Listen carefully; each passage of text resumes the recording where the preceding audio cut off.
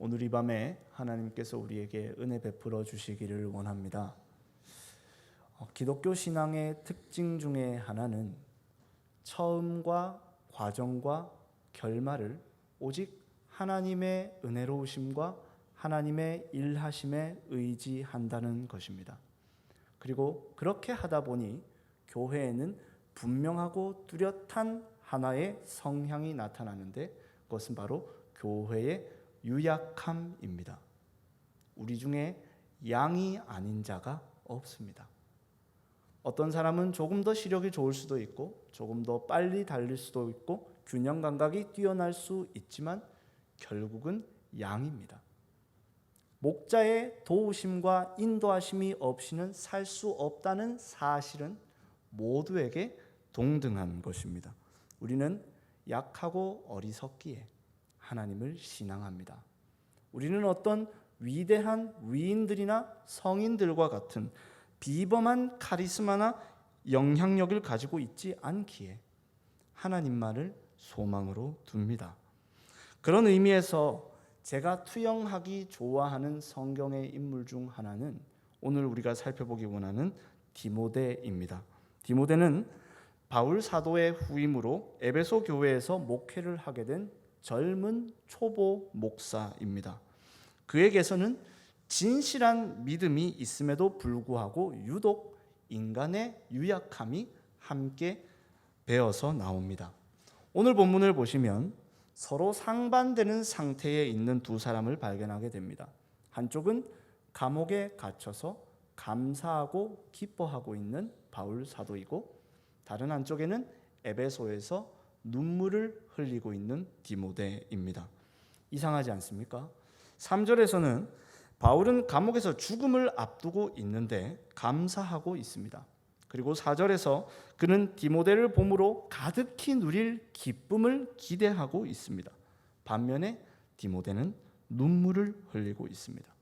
그리고 7절에서 바울 사도가 하나님이 우리에게 주시는 것은 두려워하는 마음이 아니다라고 말하는 것으로 봤을 때 바울 사도는 디모데가 비록 지금 두려워하고 있지는 않다고 할지라도 두려워할 수 있음을 우려하고 있다는 걸 알 수가 있습니다.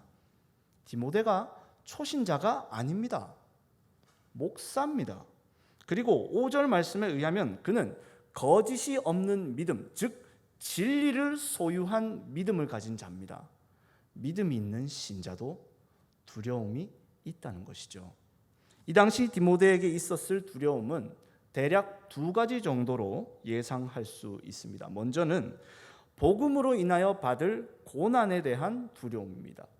몇몇 사도들은 이미 순교해서 생을 달리했고 자기의 영적 아버지이자 자기의 선임자인 바울 사도가 지금 감옥에서 죽음을 기다리고 있습니다. 무기력하게 말입니다. 당시 초대교회는 찬란한 부흥의 시절이 지나고 세상의 권능이 힘을 떨치는 가혹한 고난의 시절로 들어서고 있었습니다. 무기력해 보이는 교회의 현실을 바라보며 견뎌야 합니다. 영화 같은 반전은 없습니다. 그저 서서히 고난이 스승 바울을 뚫고 지나가 자신을 향해 다가오는 것을 하염없이 바라보고 있습니다. 이론과 현실이 이때 부딪히게 됩니다. 이론은 우리가 잘 알고 있습니다. 사실 순교라는 것은 영광스러운 것입니다. 그런데 남들에게 닥치는 그 영광스러운 순교라는 게 나의 피부와 상황을 파고들기 시작하면 이건 얘기가 달라집니다. 손발이 벌벌벌벌 떨리는 것입니다. 또한 두 번째 그가 가지고 있었던 직면하는 문제는 자기에게 맡겨진 과업에 비해 심히 부족한 자질로 인하여 가지게 되는 두려움입니다. 초대교회 상황만이 지금 무기력한 게 아닙니다. 자기 자신이 너무 초라하고 무기력합니다. 한번 생각을 해보겠습니다. 디모데의 선임 사역자가 누군가 하면 바울 사도입니다. 에베소 교회를 개척한 사람이자 힘있게 복음을 전하고 권능을 일으켰던 사도입니다. 그 후임으로 지금 나이도 어린 디모데가 담임 목사로 지금 사역을 하게 된 거예요. 이 상황을 저도 저에게 대입해서 상상을 해봤습니다. 나의 선임 목사님이 마틴 루터라면, 나의 선임 목사님이 마틴 로이드 존스 목사님이라면, 혹은 주기철 목사님이셨다면, 우리 담임 목사님이시라면 저는 절대로 거기에 안 갑니다. 단순히 부담이 되기 때문이 아닙니다. 진짜 못하거든요. 진짜 그만큼 제가 못하기 때문에 그렇습니다. 이것은 단지 사역자들에게만 해당되는 문제는 아닐 겁니다. 성도 여러분들에게도 이런 문제들이 있지 않습니까? 진짜 이 문제는 내가 해결할 수 없을 것 같다. 나는 이 문제를 돌파할 만한 믿음이 없다. 나는 믿음이 너무 약하다 라고 하는 순간들 말입니다. 그때 우리는 두려움이라는 감정을 느낍니다. 그리고 두려움이 엄습하는 바로 그때에 오늘의 말씀 속에서 바울 사도가 우리에게 말을 걸어옵니다. 디모데에게 전하고 있는 이 바울의 편지를 지금 우리를 향한 바울 사도의 권면으로 들으시기를 바랍니다.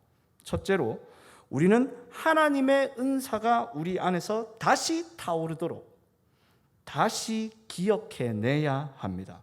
바울 사도는 6절 말씀에서 이렇게 말합니다. 6절 말씀을 읽어보겠습니다. 그러므로 내가 나의 안수함으로 내 속에 있는 하나님의 은사를 다시 부릴 듯 하게 하기 위하여 너로 생각하게 하노니 라고 말합니다. 하나님의 은사를 다시 부릴 듯하게 해야 합니다. 다시 타오르게 하는 것, 그것이 해답입니다. 이것은 두려움을 떨쳐낼 해답이자 두려워하고 있는 원인이기도 합니다. 하나님의 은사가 어느새 꺼져버렸다는 것입니다.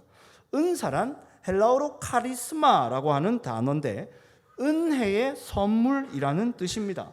자꾸 하나님의 은혜의 선물이 아니라 인간 스스로가 고안해내는 방법으로 해결하려 한다는 것이죠. 물론 인간적인 방법이 순간적인 두려움을 잊게 해주는 것은 사실이에요. 그러나 두려움의 시스템 자체를 극복해내지는 못합니다. 이 부분은 저에게도 있습니다. 저는 아직 미숙한 설교자인지라 설교를 준비하다 보면 엄청난 스트레스와 두려움을 가지게 돼요. 사실 여러분들이 들으시면 되게 유치한 겁니다. 인정받고 싶다는 거죠. 설교를 잘하고 싶다는 거예요. 내 설교가 성도들의 마음을 불편하게 하면 어떻게 하나 하면서 눈치를 보는 것입니다. 그래서 제가 열심히 준비했다고 치겠습니다. 엄청 열심히 준비를 해서 엄청 감동적인 대사와 예화를 가지고 여러분들의 설교를 해서 오늘 여러분들이 다 눈물바다가 됐다고 생각을 해보겠습니다. 좋지 않습니까? 문제는 이거예요. 내일 새벽은 웃자는데요. 내일 새벽에 제가 또 설교해야 되잖아요. 다음 주는 어떻게 합니까? 다음 달은, 내년은 이런 사역을 30년을 넘게 해야 되지 않습니까? 이걸 통해서 알 수 있게 되는 게 뭐예요? 순간적으로 해결해 주는 것처럼 여겨지는 열심히 더 열심히라고 하는 구호는 끊임없이 나를 방전시키도록 몰아넣습니다. 결국은 완전히 넉다운 될 때까지 말입니다. 하나님의 은혜의 선물이 우리 안에서 다시 타올라야만 합니다. 6절 말씀을 조금만 더 살펴보겠습니다. 바울 사도는 특별히 하나님의 은사를 다시 부릴 듯 하게 하기 위해서 생각나게 한다라고 말합니다. 이거 헬라어 본문을 직역을 하면 더 이해가 잘 되는데요. 이렇습니다. 너를 다시 기억하게 함을 통하여 하나님의 은사를 다시 부릴 듯하게 하려고 한다입니다. 주동사는 다시 생각하게 하는 것입니다. 즉 하나님의 은사는 우리가 다시 생각해내야 할 어떤 메시지입니다. 그게 뭐겠습니까? 주님이 주셨던 가장 소중한 것입니다. 오랫동안 갖고 있다가 보니 소중한 줄 모르고 주목하지 못했던 것입니다. 세상살이에 휩쓸리고 눈치 보고 끌려다니다 보니 까맣게 잊어버렸던 것입니다. 내가 움켜쥐고 있는 것 빼앗기지 않으려고 발버둥 치다 보니 생각하지 못했던 가장 귀중한 것입니다. 예수님의 이야기, 복음의 진리입니다. 이 하나님의 은사는 로마서에서도 소개가 되는데요.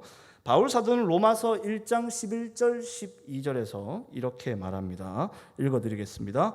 내가 너희 보기를 간절히 원하는 것은 어떤 신령한 은사를 너희에게 나누어 주어 너희를 견고하게 하려 함이니 이는 곧 내가 너희 가운데서 너희와 나의 믿음으로 말미암아 피차 안위함을 얻으려 함이라. 그러니까 이 신령한 은사는 어떤 은사인가면 로마 교회를 견고하게 하고 서로 위로를 얻게 해주는 은사입니다. 그리고 이 신령한 은사가 무엇인지를 명확하게 1장 15절에서 말해 줍니다. 읽어드리겠습니다. 그러므로 나는 할 수 있는 대로 로마에 있는 너희에게도 복음 전하기를 원하노라. 아멘.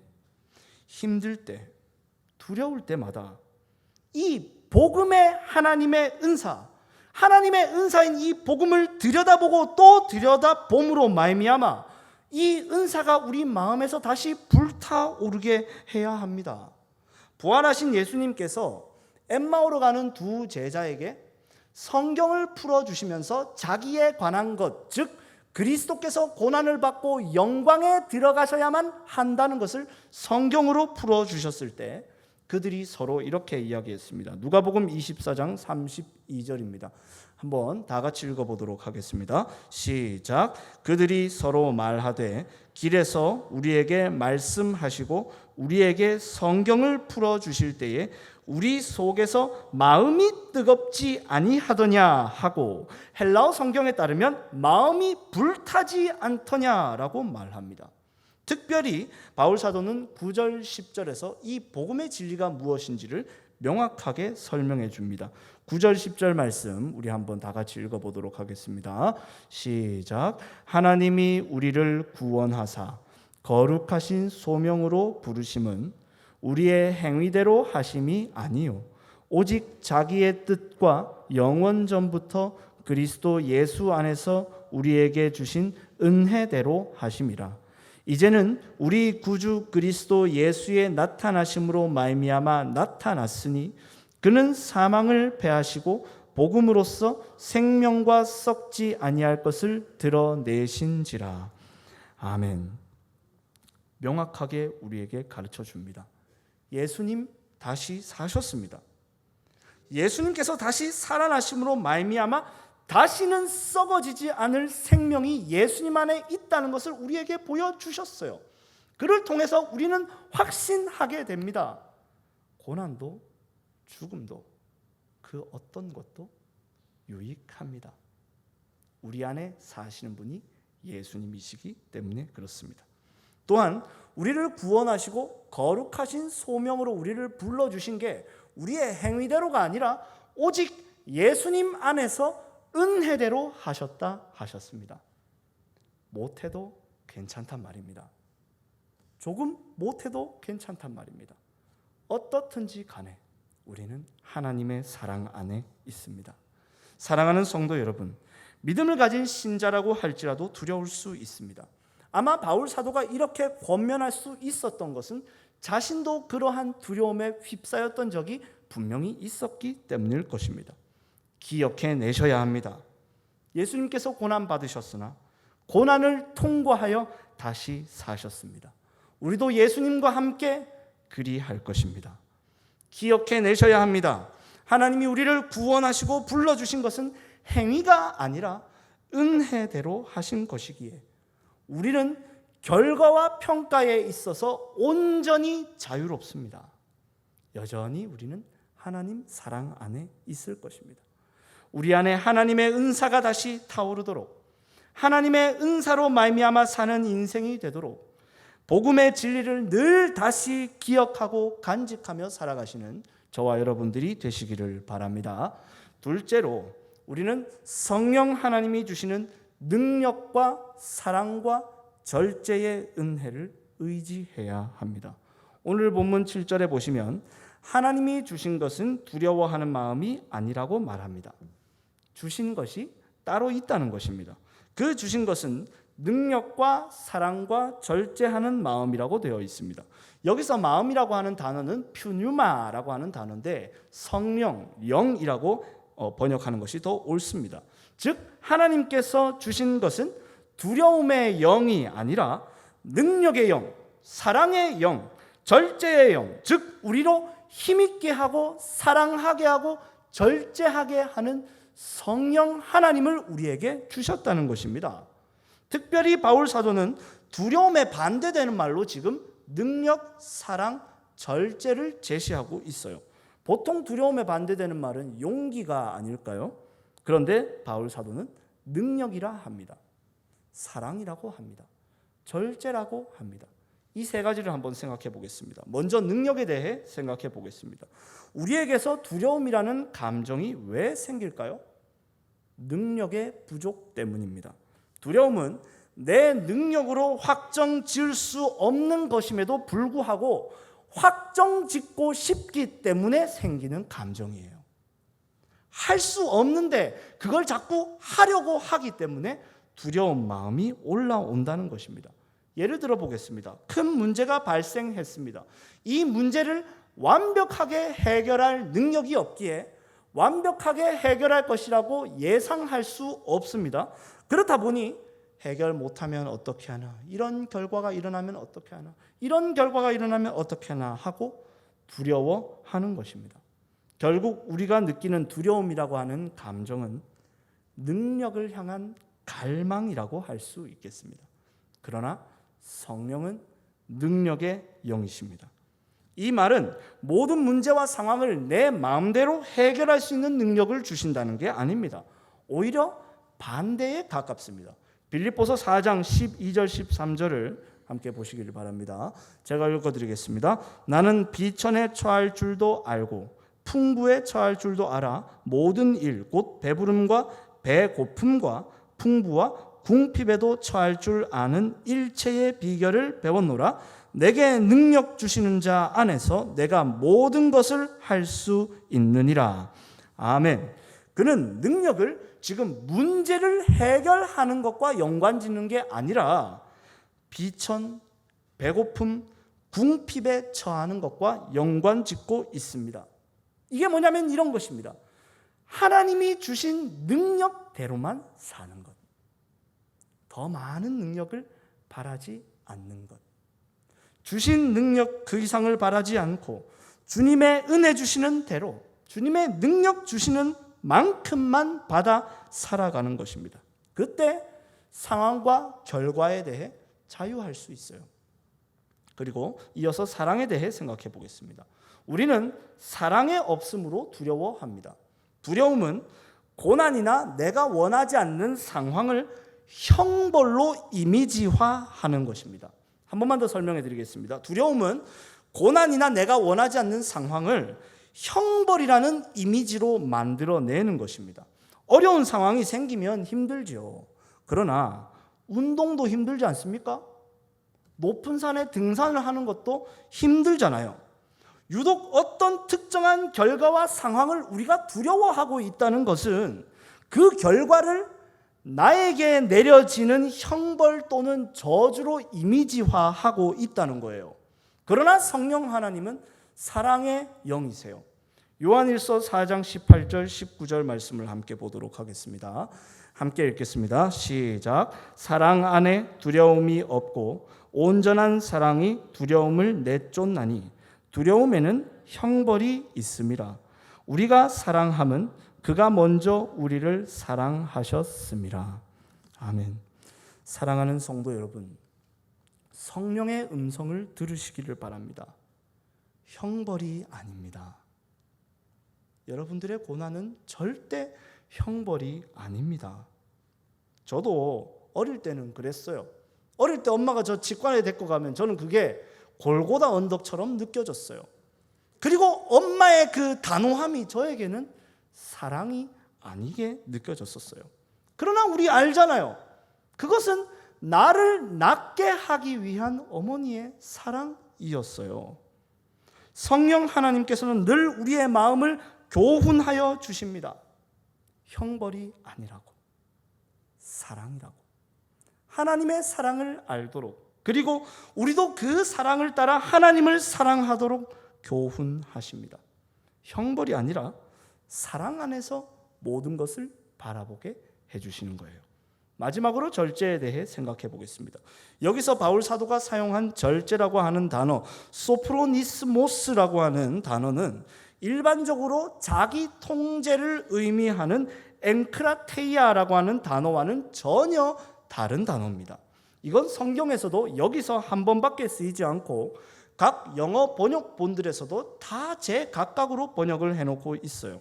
그래서 제가 이것을 고민을 하다가 이 단어의 의미를 그나마 최선을 다해 확정 지을 수 있는 방법은 어근을 타고 올라감으로 살피는 거였습니다.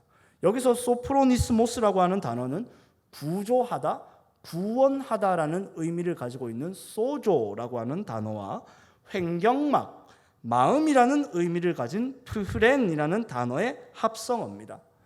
의미를 붙여보자면 마음을 구원해 주시는 것이라고 할 수 있겠습니다. 우리의 마음이 두려움에 정복되어서 완전히 꼬꾸라졌을 때 성령께서는 우리의 마음을 구조해 주십니다. 넘어지거나 다시 일어날 것 같은 희망이 없는 가운데서, 무덤과 같은 마음에서, 지옥과 같은 마음에서 우리의 마음을 구원해 주십니다. 그렇기에 두려움의 반대말은 절제인 것이 맞습니다. 성령께서 절대 두려움에 머물러 있지 않도록 하시기 때문에 그렇습니다. 사랑하는 성도 여러분, 성령 하나님을 의지하시기를 바랍니다.